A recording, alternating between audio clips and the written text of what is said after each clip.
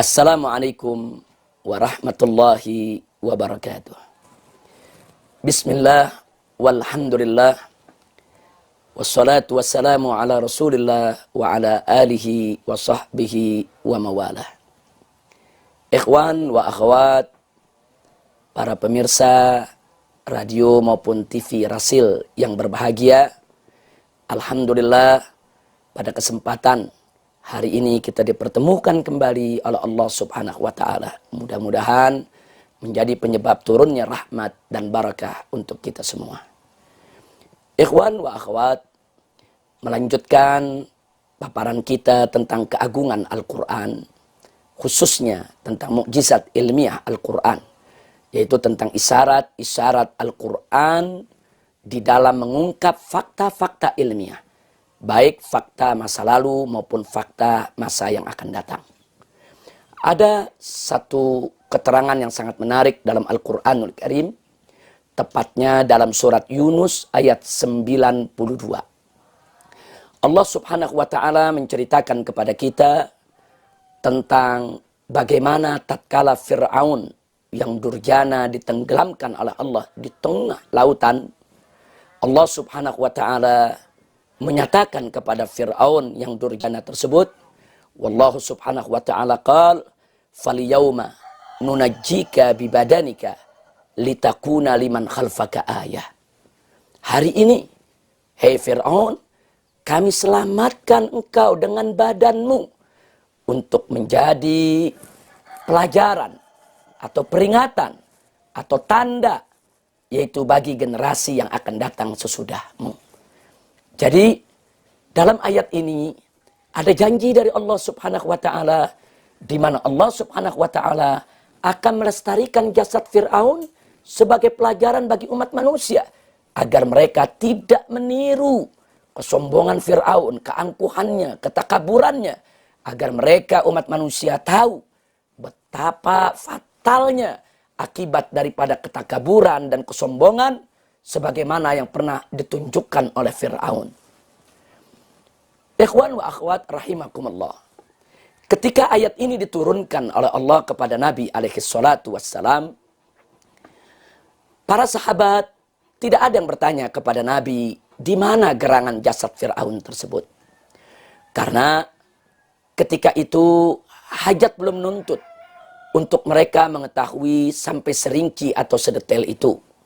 Nah, karena tidak ada pertanyaan dari para sahabat, maka tidak ada juga keterangan dari Nabi tentang di mana sebenarnya jasad Fir'aun ketika itu.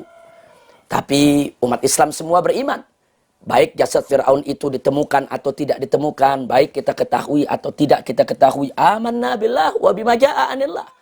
Kami beriman kepada Allah dan kami beriman dengan apa yang datang dari Allah. Karena informasi Allah pasti benar, informasi Allah mustahil salah. Informasi Allah pasti akurat dan pasti tepat. Tapi di kemudian hari terjadi problem. Yaitu ketika orang-orang orientalis Islam di barat sana, mereka mempelajari Al-Quran, menggali Al-Quran, mereka mulai mempertanyakan ayat ini. Bahkan di antara mereka ada yang menyerang ayat ini sebagai satu kebohongan. Mereka tantang ketika itu umat Islam. Kalau memang tarikan, di mana jasadnya? Jadi umat Islam dituntut untuk membuktikan di mana jasadnya. Dan mereka mencemooh umat Islam. Kalau jasad Fir'aun itu tidak ditemukan, berarti Al-Quran ini memberikan informasi yang tidak akurat, informasi yang tidak benar. Nah, itu tantangan yang luar biasa. Namun, para ulama kita, umat Islam tetap berpedoman amanna billah wa bima jaa anillah. Kami beriman kepada Allah dan kami beriman dengan apa yang datang dari Allah Subhanahu wa Ta'ala. Walaupun jasad Fir'aun tidak ditemukan atau belum ditemukan ketika itu, yang ada di dalam Al-Quranul Karim. Namun, serangan kaum orientalis ini makin hari makin menjadi-jadi. Dan ini sangat berbahaya. Karena bisa merontokkan akidah atau iman, keyakinan masyarakat awam terhadap Al-Quran. Tapi Alhamdulillah, sebagaimana janji Allah, Allah akan menjaga Al-Quran. Sebagaimana janji Allah, Allah akan tunjukkan kepada mereka yang mendustakan Al-Quran bahwa Al-Quran itu adalah benar. Akhirnya ketika serangan itu makin menjadi-jadi terhadap Al-Quranul Karim, Allah subhanahu wa ta'ala mendatangkan jawabannya. Di mana fakta ilmiah sejarah dalam bidang arkeologi, dalam bidang purbakala menunjukkan bahwa di tahun 1896, seorang arkeolog bernama Loret menemukan jasad Fir'aun di Wadil Muluk di daerah Al-Uqsur, atau di Indonesia disebut Luxor, yaitu di negeri Mesir. Subhanallah, ternyata ada rombongan ahli arkeolog yang dipimpin oleh Loret masuk ke Mesir dan menyisir tepi daripada sungai Nil, sampailah mereka di satu kota kecil yang bernama Luxor. Nah, di sana mereka mulai melakukan penggalian purbakala. Akhirnya sampai mereka ke satu tempat yang mereka gali dan mereka temukan. Ternyata di situ terdapat pemakaman raja-raja Mesir. Jadi dari Ramses I, Ramses II, Ramses III. Jadi Fir'aun yang pernah memimpin Mesir, semua jasadnya dimakamkan di sana. Dan inilah yang disebut Wadil Muluk, yaitu lembah raja-raja. Disebut lembah raja-raja karena itu merupakan pemakaman raja-raja Mesir kuno. Ini menjadi satu titik terang. Karena kenapa kita katakan titik terang? Karena kita juga sedang mencari informasi jasad Fir'aun ada di mana. Fir'aun yang hidup di zaman Nabi Musa alaihissalam yang ditenggelamkan oleh Allah di tengah lautan. Nah, begitu ini ditemukan tahun 1896, maka penemuan ini menjadi satu terobosan dalam bidang arkeolog yang sangat menggembirakan. Dan akhirnya penggalian ini dilanjutkan oleh Elliot Smith, yaitu pada tahun 1907. Nah, begitu diteruskan, ternyata di lembah raja-raja ditemukan beberapa mumi, yaitu beberapa jenazah daripada raja-raja Mesir masa lalu yang diawetkan atau yang dibalsem. Nah, dari sekian mumi-mumi yang ditemukan, ada yang menakjubkan. Ternyata ada satu mumi berbeda dengan mumi yang lain. Satu mumi ini lebih utuh dibandingkan mumi-mumi yang lain. Mumi-mumi yang lain sudah menunjukkan kerusakannya, kerapuhannya. Tapi yang satu ini jauh lebih utuh dibandingkan yang lain. Dan ini menjadi tanda tanya. Siapa gerangan? Ini jasad mumi yang lebih utuh dibandingkan yang lainnya. Ini Ramses yang mana? Fir'aun yang mana? Nah, penemuan ini makin memberikan titik terang dalam upaya untuk kita bisa mendapatkan tentang jasad Fir'aun yang dijanjikan oleh Allah dilestarikan menjadi pelajaran untuk umat manusia. Lalu apa yang terjadi? Ternyata kemudian ketika itu sebagaimana kita ketahui, Mesir itu dijajah oleh negara Prancis. Kemudian pemerintah Prancis melakukan isolasi terhadap mumi-mumi tadi. Dan termasuk jasad mumi yang lebih utuh dibawa oleh Prancis ke negerinya, dimasukkan ke dalam satu tempat yang sudah disiapkan sedemikian rupa agar tidak rusak, dan akhirnya jasad mumi tadi itu disimpan, tidak boleh disentuh, tidak boleh diteliti, tidak boleh diperiksa sampai tahun 1975.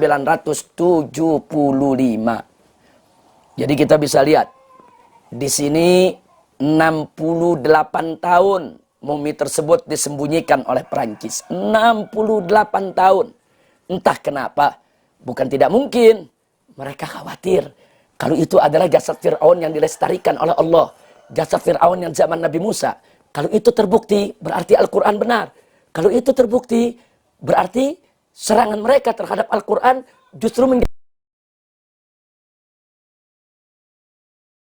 tahun 1975, seorang ahli forensik berkebangsaan Prancis dari umat Nasrani itu mendapatkan izin dari pemerintah Prancis untuk melakukan penelitian terhadap jasad-jasad mumi-mumi tadi.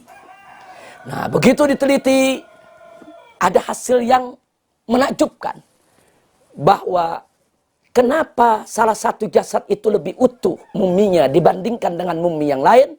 Ternyata mumi yang lebih utuh itu seluruh bagian tubuhnya, dari mulai rambutnya, kulitnya, tulangnya, lapisan di bawah kulitnya, mengandung unsur garam yang sangat tinggi. Subhanallah.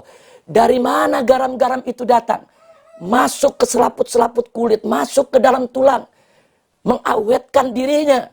Tentu ini tidak lain dan tidak bukan adalah kekuasaan Allah, di mana Allah tenggelamkan Fir'aun di tengah lautan. Kemudian Allah subhanahu wa ta'ala memasukkan unsur garam, yaitu ke dalam tubuh Fir'aun. Kita tentu tahu, kalau kita manusia ingin mengawetkan ikan, tentu kita keringkan, kita jemur, kita berikan garam, kita asinin. Ternyata jasad Fir'aun diasinin oleh Allah subhanahu wa ta'ala. Tapi pengasinan yang dilakukan oleh Allah lebih dahsyat dari pengasinan yang dilakukan oleh umat manusia. Pengasinan yang dilakukan oleh Allah bertahan sampai ribuan tahun. Shadaqallahul azim. Maha benar Allah dengan firman-Nya. Ternyata jasad mumi yang utuh itu merupakan jasad Fir'aun yang ditenggelamkan oleh Allah di zaman Nabi Musa. Buktinya adalah kadar garam yang tinggi di dalam daripada, yaitu bagian-bagian tubuhnya. Dan tidak sampai di situ. Lalu kenapa jasad Fir'aun tersebut yang ditenggelamkan oleh Allah di tengah lautan, kok bisa ada di dalam pemakaman lembah raja-raja? Ya, karena setelah jasad Fir'aun itu ditenggelamkan, jasad yang meninggal, yang mati ketika itu terdampar di tepi laut, dikumpulkan oleh bangsa Mesir dan dikuburkan di tempat pemakaman raja-raja. Ya, saat itu dibalsem sebagaimana kebiasaan bangsa Mesir, selalu membalsem daripada raja-raja mereka. Tapi mumi yang satu ini awet dengan bentuk yang lebih utuh, bukan karena balsemnya, tapi karena unsur garamnya yang ada di dalam tubuhnya, sebagaimana kesaksian para ahli forensik di Perancis yang dipimpin oleh Profesor Dr. Maurice Bucaille. Nah kemudian, ikhwan wa akhwat rahimakumullah. Tidak sampai di situ, ada hasil lain yang lebih menakjubkan. Berdasarkan forensik, ternyata ditemukan tanda-tanda bahwa mumi yang utuh tersebut itu mati karena stres, depresi berat. Itu ilmu forensik itu bisa menyelidiki orang yang mati karena racun, orang yang mati karena serangan jantung, orang yang mati karena ada organ tubuhnya yang rusak. Tapi yang satu ini mati karena depresi, kaget, stres. Kenapa bisa seperti itu? Kita kembalikan kepada sejarah. Bagaimana tidak stres? Bagaimana tidak depresi? Fir'aun merasa dia punya pasukan, dia punya harta benda. Dia merasa yakin bisa membunuh Nabi Musa alaihissalam dan para pengikutnya.